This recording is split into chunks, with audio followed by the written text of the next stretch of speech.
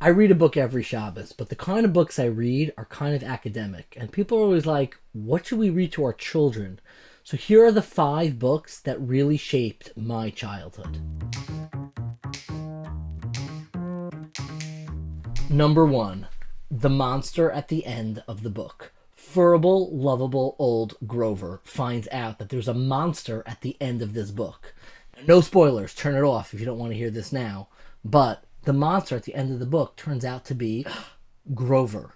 And the reason why this book meant so much to me is because it kind of taught me that sometimes the biggest demons, the things that you have to grapple with the most, are ourselves. And it's really profound. And you read it to a child and they start to get it too. This book shaped my childhood. Number 2, Labels for Laibel. This is the cutest book about a classic sibling rivalry where each brother starts labeling all of their stuff. Why do I love this? Because I also grew up with a brother. So often when you grow up in childhood, you're fighting over whose stuff is whose.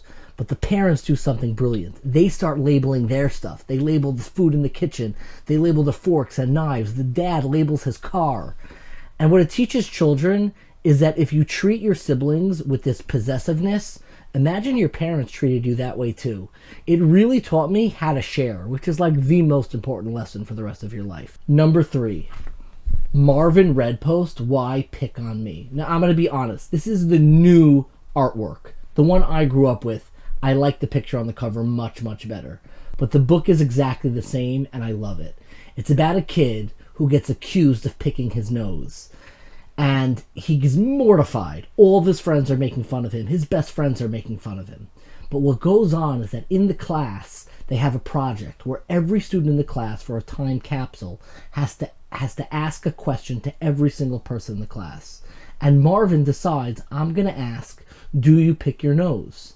And he goes around from person to person and he asks everybody, do you pick your nose? Have you ever picked your nose?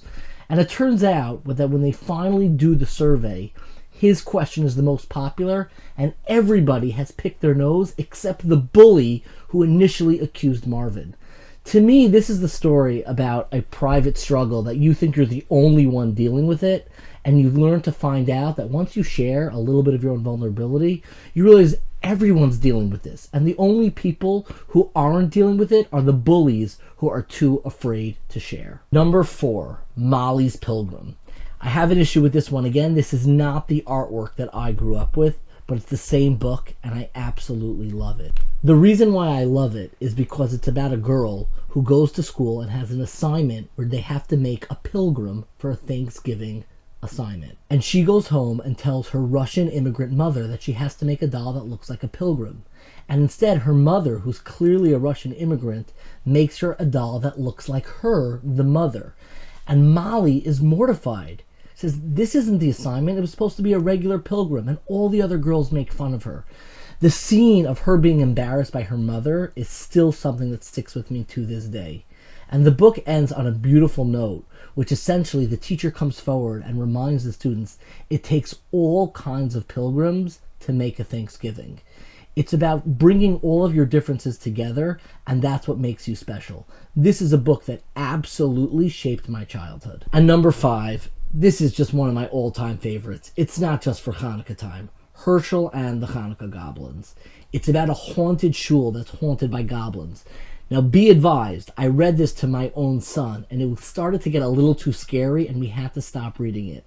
But it's such a lovely book. The only way to defeat the goblins is by having the king of the monsters light the Hannukah candles himself. And I've always found this very moving because to me it's an analogy of how we deal with our own demons and our own struggles. It's not enough to vanquish our struggles and our demons. We have to have the very source of negativity be to transform that source of negativity into a source of light. To, so to speak, have the king of the monsters that haunt you and your own light be the source and have them light Hannukah candles.